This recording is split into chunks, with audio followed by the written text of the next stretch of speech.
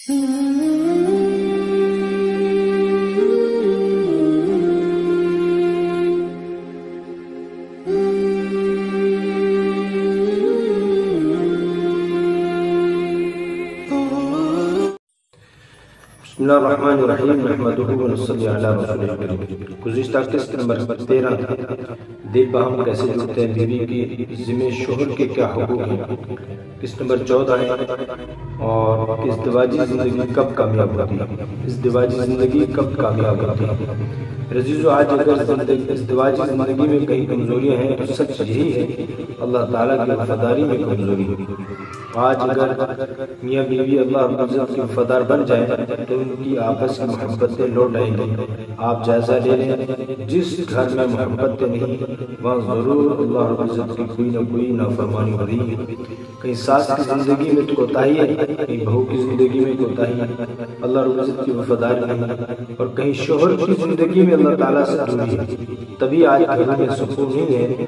अगर हिम्मत करके अल्लाह रब्बुल इज़्ज़त की नाफरमानी वाला माहौल आज ख़त्म कर दें तो घर का माहौल बदल जाएगा, सुकून दोबारा लौट आएगा, मोहब्बतें फिर से लौट आएंगी। ये मुसलमानों की ज़िंदगी का अंदाज़ है।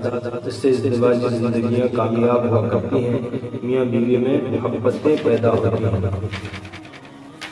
जी, गुज़िश्ता कल परसों यानी जुमेरात ने बुध की रात को बुध एक दोस्त हमारे हैं, बड़ी उम्र के हैं, साथी हैं, वो मिले, कई दिन से मिलते रहते थे। उनका जी घर की परेशानी है, कोई वजीफा बताया जिससे मैं वो पढ़ूँ और मेरी बीवी ठीक हो जाए।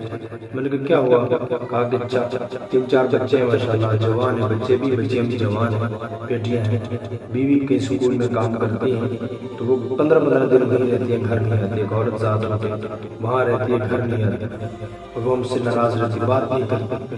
मैंने कहा वजह क्या? क्या ऐसी बात है? बच्चे वजीफे से नहीं होते, शादी के बगैर दुआओं से बच्चे नहीं होते, शादी के बगैर दुआओं से बच्चे नहीं होते।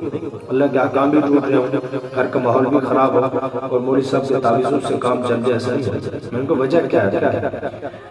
कहते वो बदअखलाक है, बदजुबान है, ज़ुबान बहुत चलाती है, हुकूक अदा नहीं करती, बहुत ज़्यादा परेशान करती है, बस उसकी तनख्वाह जो आ रही है उसकी वजह से हमारे साथ वो ज़्यादती करती है। कहती जब मैं बड़ों से या किसी रिश्तेदार से बात करता हूँ कि आप इसको समझाएं तो वो फिर इससे और ज़्यादा नाराज़ होकर चली जाती है कि आप लोगों से शिकायतें करते हैं।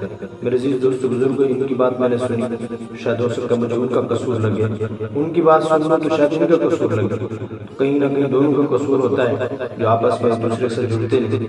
हम सब के कसूर है अगर हम अल्लाह को नाराज़ करें। अगर अल्लाह हमसे राज़ी नहीं है, अल्लाह के रसूल हमसे राज़ी नहीं, तो फिर हम सब कसूरवार हैं। इसलिए फिर जो अल्लाह पाक जो है कहते हैं जब नाफरमानी होती है अल्लाह लानतें भेजते हैं। तो ये भी एक मर्ज़ और एक अज़ाब है अल्लाह पाक का, एक घर बिगड़े हुए सबसे अच्छा घर हुआ जिसमें सुकून। अल्लाह ताला हम सबको ऐसे का नसीब फरमाए। व आखिर दाअवाना अनिल हम्दुलिल्लाहि रब्बिल आलमीन। अस्सलामु अलैकुम।